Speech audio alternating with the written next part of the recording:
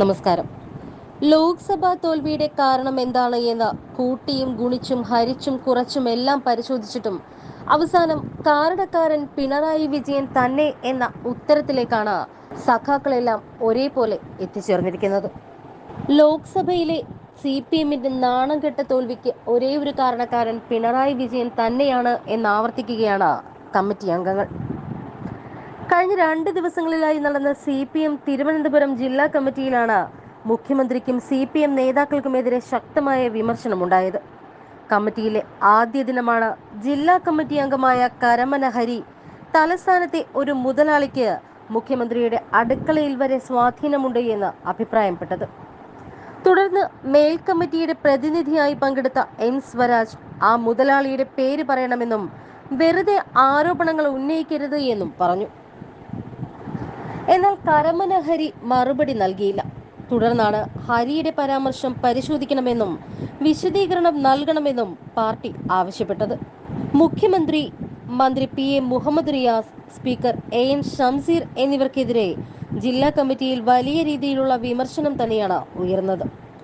ഇന്നലത്തെ കമ്മിറ്റിയിൽ കരമന ഹരി പങ്കെടുത്തിരുന്നില്ല.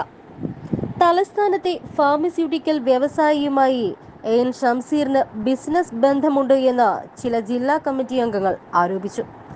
പാർട്ടി പ്രവർത്തകർക്ക് കടന്നു ചെല്ലാൻ കഴിയാത്തിടത്ത് ഷംസീറിന് എന്ത് ബന്ധമാണുള്ളത് എന്ന് ചിലർ ചോദിച്ചു. പാർട്ടിയുടെ ന്യൂനപക്ഷ സമീപനം കമ്മ്യൂണിസ്റ്റ് രീതിയിലല്ല എന്ന ചില അംഗങ്ങളുടെ ആരോപണത്തിന് ജില്ലാ സെക്രട്ടറി നൽകിയ മറുപടിയും ബഹളത്തിന് ഇടയാക്കിയെന്നാണ് റിപ്പോർട്ടുകൾ. നഗരസഭയുടെ പ്രവർത്തനവും മേയറുടെ ശൈലിയും കമ്മിറ്റിയിൽ വിമർശനത്തിന് ഇടയാക്കി. CPM കോട്ടയം ജില്ലാ നേതൃത്വം നൽകുന്നതും പാർട്ടിയിൽ തിരുത്തലുകൾ വേണം എന്ന ആവശ്യം തന്നെയാണ്. ഏറെ നാളുകൾക്ക് ശേഷം കോട്ടയത്തെ CPM യോഗത്തിലും തുറന്നു പറച്ചിലുകളാണ് ഉണ്ടായത്. ലോക്സഭാ തോൽവിയുടെ ഉത്തരവാദി മുഖ്യമന്ത്രി പിണറായി വിജയനാണ് എന്ന കുറ്റപ്പെടുത്തലാണ് യോഗത്തിനെ ശ്രദ്ധേയമാക്കുന്നത്. CPM സംസ്ഥാന സമിതിയുടെ റിപ്പോർട്ടിന് അപ്പുറം പ്രശ്നങ്ങളുണ്ട് എന്നും തൊലിപ്പുറത്തെ ചികിത്സ കൊണ്ട് നഷ്ടവസം തിരിച്ചുപിടിക്കാൻ കഴിയില്ല എന്നും കോട്ടയത്തെ CPM തിരിച്ചറിയുന്നു. കോട്ടയത്ത് ഇടതുപക്ഷത്തിന് വേണ്ടി മത്സരിച്ചത് കേരള കോൺഗ്രസിന്റെ തോമസ് ചാഴിക്കാടനാണ്. ആ കാരണം കൊണ്ട് തോൽവിയുടെ ഉത്തരവാദിത്വം കേരള കോൺഗ്രസിന്റെ തലയിൽ കോട്ടയത്തെ CPM കെട്ടിവെക്കുന്നില്ല എന്നതാണ് ഏറ്റവും ശ്രദ്ധേയം.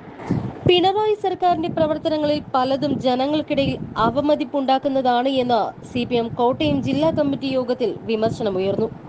ലോക്സഭാ തിരഞ്ഞെടുപ്പിന്റെ പരാജയം വിലയിരുത്താൻ ചേർന്ന യോഗത്തിലാണ് മുഖ്യമന്ത്രി പിണറായി വിജയനും സംസ്ഥാന സെക്രട്ടറി MV ഗോവിന്ദനും മറ്റു മന്ത്രിമാർക്കെതിരെ ജില്ലാ കമ്മിറ്റി അംഗങ്ങളുടെ രൂക്ഷ വിമർശനമുയർന്നത്. കോട്ടയത്തെ പരാജയത്തിന് കാരണവും പിണറായി വിജയൻ തന്നെയാണ് എന്നും കുറ്റപ്പെടുത്തുന്നു. അതിരുവിട്ട ശകാരത്തിന് നൽകേണ്ടി വന്ന പ്രതിഫലമാണ് തോൽവിയെന്നും CPM ജില്ലാ നേതൃത്വം പറയുന്നു. ഏതായാലും ഏതോ ഒരു സിനിമയിൽ പറയുന്നത് പോലെ ഹോമം വേണം എന്നുള്ളതിന് പകരം തിരുത്തൽ വേണം എന്നാക്കി മാറ്റിപ്പാടുകയാണ് സഖാക്കൾ ഇപ്പോൾ. കാരണം നാൾക്ക് നാൾ ശത്രുക്കളുടെ എണ്ണം വർദ്ധിച്ചുകൊണ്ടിരിക്കുകയാണ്. കേരളത്തിലെ പരാജയത്തിന് ഭരണവിരുദ്ധ വികാരം കാരണമായി എന്ന വാദം 3 ദിവസമായി ഡൽഹിയിൽ നടന്ന CPM കേന്ദ്ര കമ്മിറ്റി തള്ളിയില്ല. തോൽവിയിൽ ആഴത്തിലുള്ള പരിശോധനകൾ നടത്തും. പരാജയ കാരണങ്ങൾ പഠിക്കും. തിരിച്ചടിക്കിടയാക്കിയ വിഷയങ്ങൾ കേന്ദ്ര കമ്മിറ്റി നേരിട്ട് തന്നെ വിലയിരുത്തും. തിരുത്തലിനുള്ള മാർഗനിർദ്ദേശങ്ങൾ തയ്യാറാക്കി നൽകുമെന്നാണ് സൂചന. ഭരണവിരുദ്ധ വികാരമടക്കം പരിശോധിക്കാനും സമിതിയെ നിയോഗിക്കും. ഭരണവിരുദ്ധ വികാരമെന്ന വാദത്തെ കേന്ദ്ര കമ്മിറ്റിയിൽ തള്ളിപ്പറയാൻ കേരളത്തിലെ പല മുതിർന്ന നേതാക്കളും തയ്യാറായില്ല എന്നതാണ് സൂചന. സംസ്ഥാനത്ത് ചേരുന്ന നേതൃയോഗങ്ങളിൽ കേന്ദ്ര നേതാക്കളും പങ്കെടുക്കും.